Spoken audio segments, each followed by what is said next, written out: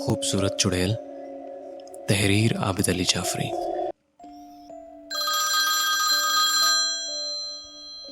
Phone की घंटी सुनकर मेरी आंख खुल गई। कमरे में रोशनी नहीं थी। शायद हमेशा की तरह आज भी बिजली नहीं थी। कमरे में खिड़की के जरिए चांद की चांदनी दाखिल हो रही थी, जिसकी वजह से मैं अपना फोन तलाश कर सका। फोन मैंने जल्दी से कान के साथ लगाया।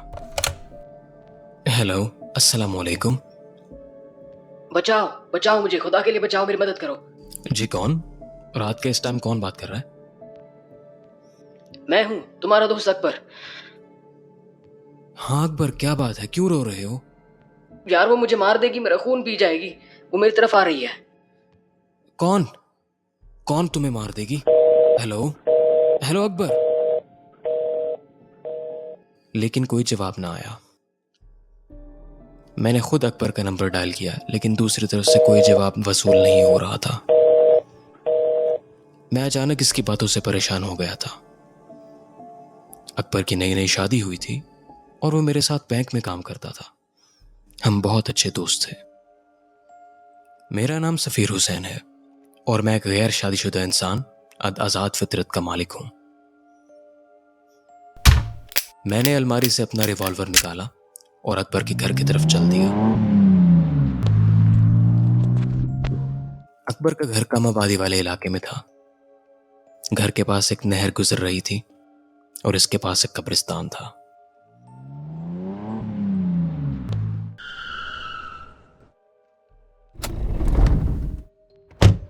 जल्द ही मैं इसके घर पहुंच गया। इसका घर 3 कमरों पर मुश्तमिल था। 2 कमरे, एक बावर्ची खाना और छोटा सा सहन था। इस सहन में एक बहुत पुराना कीकर का दरख्त भी था, जिसके ऊपर बहुत से परिंदों के घोंसले बने हुए थे। सहन से होते हुए मैंने कीकर के दरख्त पर नजर डाली। परिंदे खामोशी से अपने घोंसलों में दबकर आराम कर रहे थे। हवेली का दरवाजा हमेशा की तरह खुला था, लेकिन कमरे अंदर से बंद थे। मैंने काफी देर दस्तक दी, लेकिन कोई जवाब न मिला। मुझे खिड़की का ख्याल आया जो नहर वाली साइड पर थी। मैं हवेली की पिछली तरफ गया। मैं ये देखकर हैरान रह गया कि खिड़की खुली थी और खिड़की के ऊपर ताजे खून के निशान थे। मैं खिड़की के जरिए अंदर आया। अब बिजली आ चुकी थी। मैंने बल्ब जलाया तो मेरे रोंगटे खड़े हो गए। अकबर बेड के नीचे खून में लिपटा हुआ पड़ा था और भाभी का कोई नामो निशान नहीं था। मैंने अकबर को चेक किया तो वो इस दुनिया को छोड़ चुका था। अचानक मेरी नजर खून के धब्बों पर पड़ी जो किसी के नंगे पांव के थे। यानी कोई कमरे से खिड़की की तरफ बाहर गया था और खून के निशान इसके पांव के जरिए फर्श पर बने हुए थे। मैंने पहले घर की तलाशी ली, लेकिन भाभी का कोई पता न चला। हो सकता है वो कातिल भाभी को साथ ले गया होगा। मैंने पांव के निशानात का पीछा करने का फैसला किया और खिड़की के जरिए बाहर चला आया। लेकिन मैंने थाने कॉल कर दी थी और सब हकीकत बता भी दी थी।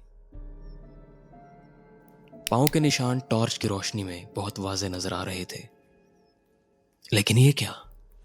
ये निशान तो नहर में जा रहे थे। यानी कातिल ने नहर पार की थी। पर मैं नहर पार नहीं कर सकता था, इसलिए मैंने 1 किलोमीटर लंबा चक्कर नहर के गिर्द होकर लगाया और फिर नहर की दूसरी जानिब इन पांव के निशान तलाश करने लगा। जल्द ही ताजे पांव के निशान मिल गए और ये निशान कब्रिस्तान की तरफ जा रहे थे।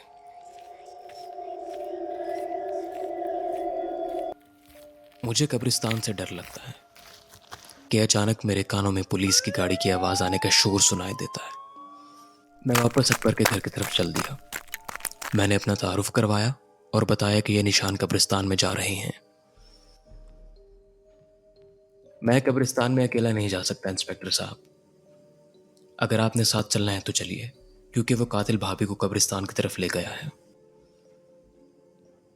इंस्पेक्टर ने अपने साथ 2 आदमी लिए और बाकी वहां शवाहिद इकट्ठा करने लगे। हम कब्रिस्तान में दाखिल हो गए थे। कब्रिस्तान बहुत ही कदीमी मालूम पड़ता था। मैं पहले कभी इस कब्रिस्तान में नहीं आया था।